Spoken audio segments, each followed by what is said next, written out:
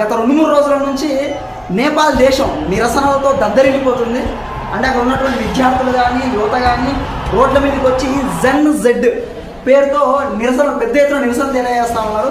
So అక్కడ ఉన్నటువంటి పోలీసులు వీళ్ళ మీద లాఠీ చార్జ్ చేయడం, కాల్పులు చేస్తున్నా కూడా వినకుండా ఆ యువత పార్లమెంటు భవనంలోకి దూసుకెళ్ళిపోవడం, పార్లమెంటు భవనానికి నిప్పండించడం, అంటే ఆ దేశ ప్రధానమంత్రి భవనానికి నిప్పండించడం, మిగతా మంత్రుల భవనాలపైన దాడులు చేయడం.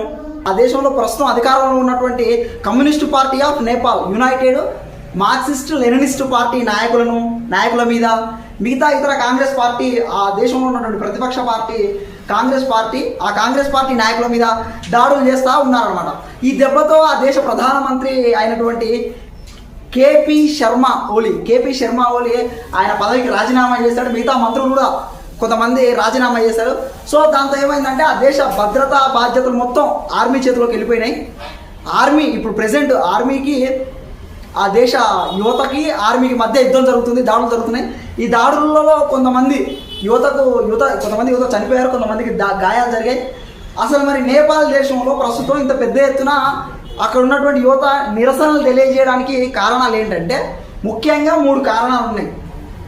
మొదటిది ముఖ్యమైనటువంటిది, ఈ నిరసనకు కారణమైనటువంటిది ఏంటిదంటే గత కొద్ది రోజుల నుంచి ఆ దేశ గవర్నమెంట్ సోషల్ మీడియాను బ్యాన్ చేసింది. అంటే సోషల్ మీడియాలో కొన్ని ఇంపార్టెంట్ యాప్స్ అయినటువంటి ఫేస్బుక్, ఇన్స్టాగ్రామ్, వాట్సాప్, ట్విట్టర్ లాంటి ఇంపార్టెంట్ యాప్స్ని బ్యాన్ చేసింది. సో మన దేశంలో ఒక్క రోజులోనే ఈ ఫేస్బుక్ కానీ ఇన్స్టాగ్రామ్, ట్విట్టర్ ఇట్లాంటివి బ్యాన్ చేస్తే ఎట్లా ఉంటుంది? సో గత కొద్ది రోజుల నుంచి ఆ దేశంలో ఈ సోషల్ మీడియాలోనే ఇట్లాంటి ఇంపార్టెంట్ యాప్స్ని బ్యాన్ చేశారు. ఇదో పెద్ద కారణం. ఇంకోటి ఏంటంటే కరప్షన్. అంటే ఈ కమ్యూనిస్ట్ పార్టీ వాళ్ళు కేపీ శర్మా ఓలీ కంటే ముందు కూడా కరప్షన్ జరిగింది. కానీ వీళ్ళ హయాంలో, వీళ్ళ అధికారంలో ఉన్నప్పుడు ఈ కరప్షన్ అనేది ఎక్కువ జరిగింది. అవినీతి ఎక్కువ పాల్పడడం, వాళ్ళ పిల్లలేమో విలాసవంతమైన జీవితాలలో వాళ్ళు ఉండడం, ప్రజల్ని పట్టించుకోకపోవడం, ప్రజలు పావర్టీ లైన్కి రావడం, ఇది సెకండ్ కారణం. మూడోది ఏంటంటే అన్ఎంప్లాయ్మెంట్. అంటే అక్కడ ఉన్నటువంటి యువత డిగ్రీలు పూర్తి చేసి బయటకు వచ్చినా కూడా జాబ్స్ సరిగ్గా లేకపోవడం, అంటే అన్ఎంప్లాయ్మెంట్ రేట్ పడిపోవడం చేత ఈ 3 ఇంపార్టెంట్ కారణాలతో అక్కడ ఉన్నటువంటి యువత ఇప్పుడు ప్రెసెంట్ అక్కడ నిరసనలు తెలియజేస్తూ ఉన్నారు. సో సోషల్ మీడియాను బ్యాన్ చేశారు కదా, ఇంకా ముందుకు మళ్ళీ 2వ రోజే దాన్ని నిరోధించారనమాట, బ్యాన్ లేకుండా చేశారు.